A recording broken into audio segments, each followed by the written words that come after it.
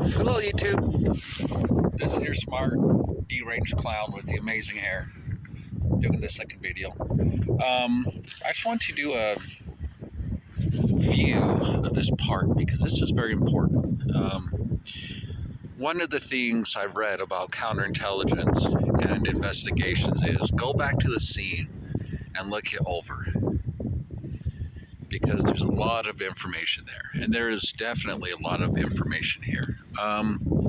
Start with this overall scene of the park. You'll see there's cabins.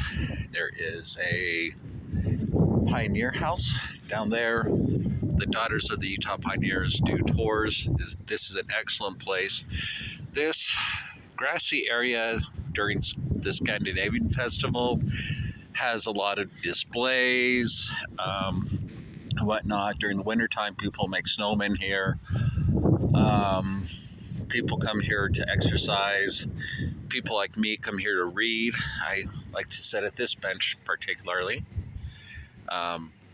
Maverick's right there, by the way. And they just recently installed these sidewalks because this is arguably the most heavily used park in all of Ephraim. I don't have exact statistics, but were I to venture a guess, I would say that this is the most heavily used park.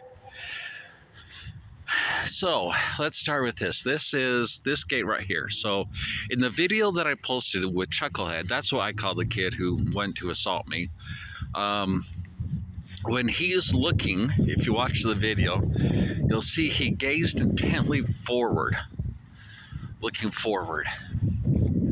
This is what he would have been looking at right here.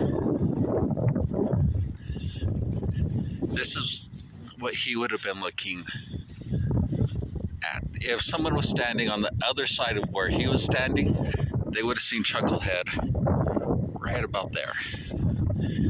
By the way, you know what? This is all public.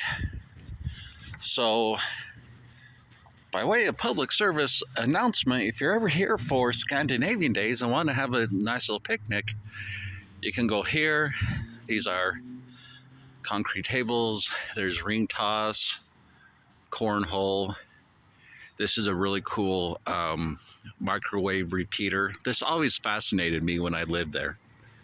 But when Chucklehead was at his bike, this is what he was looking at. Now, from a strategic point of view, you would want to know if there's someone there because it's a big blind spot. So, anyways, but getting back to the park bench thing. This park bench right here is of particular interest. When I was being assaulted, I would come here in where I used to live, which is right there. I would come here to read, calm down. I still have it actually. It's a Nebel Slide King 500 lumen. Now they have a 2K version. You can go online and look at the unboxing. It's a really, really neat flashlight. But it has a red area light that is good for reading. So I'd sit here, and that just is a recent thing where that's been broken off. That's sad.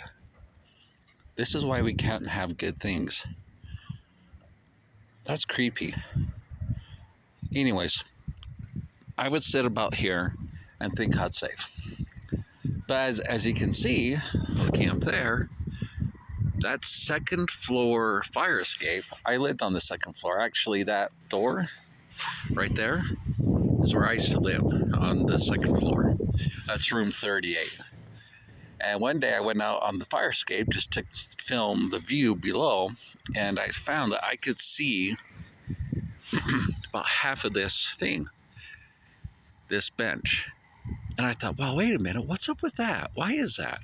And I thought I was safe because if you look here, you have a fence. So drama's going on up there, come through here, unwind, read here. But no, they could see it. So I had to shift myself over to here. About this point, I started going further out. Especially when I saw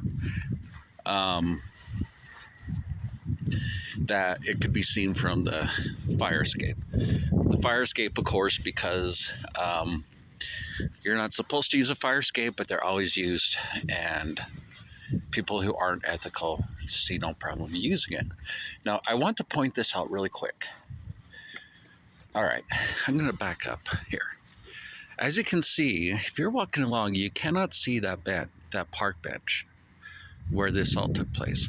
But if you start getting closer, just take note right, where is it, about here, I'm going to say? Yeah, 1, 2, 3, yeah, there's a park bench. I would have had a glowing red light from the Nebel Slide King going right there, which in the dark would have stood out. During the summer, I like to read outside, and that red light's good. This is about the point where I saw Chucklehead charging towards me in an angry manner. I was at that park bench, the one you're seeing next to the cabin. Comes up to me.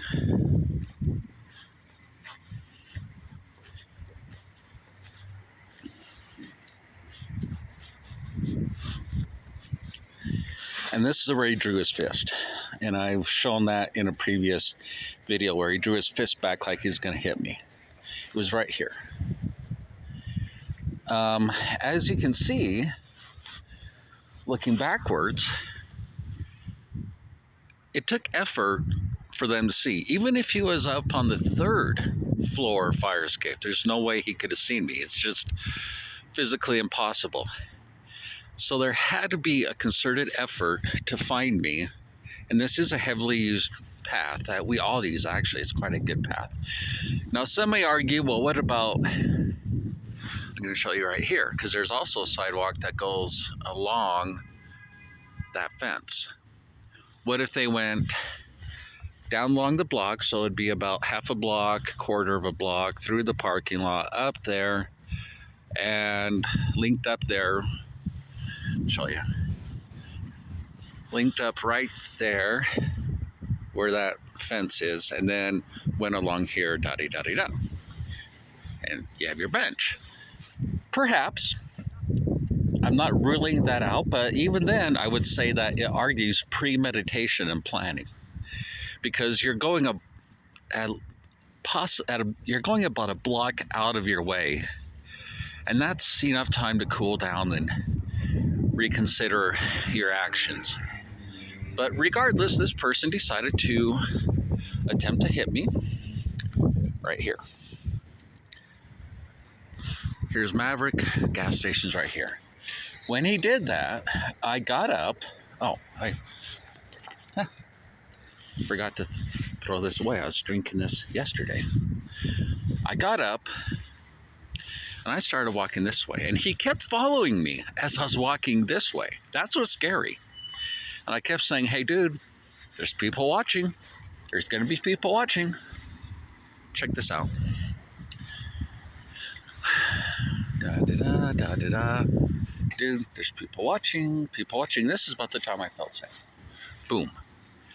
People sit here all the time to eat, to relax, all that. Even if there weren't people, which there usually are, especially during summer, there are people down here. And I'm going to show this, who come here to eat. I've done that many times myself. So that's the layout. Tell me what you think. I may be wrong. I don't know. I mean, I want your input. But also, I want to be a better, more effective person who fights stalking and harassment. And so by collecting information like this and documenting it and presenting it to the public at large, my goal is to try to get information and I don't know what you call it, the alternative points of view to become a better and more effective evaluator. And I don't know if this is even filming right, because like I said, this phone's smarter than me. So, alrighty, thank you for your time. All right. Oh, and sorry for the wind. The winds. It feels like there's kind of like a windstorm coming up or something. Beautiful day though. Beautiful, beautiful day. And by the way, if you're down here for Scandinavian days, boy, I'll tell you what. This whole place is awesome. And just so you know, this is a senior citizen center. There's a foosball table and ping pong. That's where the senior citizens kids can go and play ping pong and foosball. And there's during the summer there's a lot of picnics and cookouts, and you know the kids get to go see grandma and grandpa in the nursing home, and they get to grandma and grandpa get to see their loved ones. This is a great park, very vibrant, wonderful park. And it's just unfortunate that we have malcontents who just abuse it. Anyways, thanks for your time. Goodbye.